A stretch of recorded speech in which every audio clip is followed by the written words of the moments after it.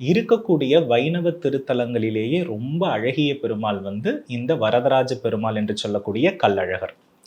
இந்த கள்ளழகர் அப்படின்னு அந்த அழகுல வந்து பாத்தீங்கன்னா, ஒரு நாட்டினுடைய மன்னன் அவருடைய அழகுல மயங்கி, தன் நாட்டிற்காக அந்த அழகருடைய சிலைய கடத்திட்டு போறதுக்கு என்ன பண்றாருன்னா, முயற்சி பண்றார்.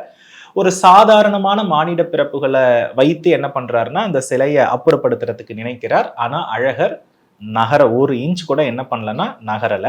அப்ப என்ன அப்படின்னா, அந்த இடத்துல அழகருடைய சக்திய வந்து அவர் என்ன பண்றாருன்னா, மெய் மறந்து போகிறார்.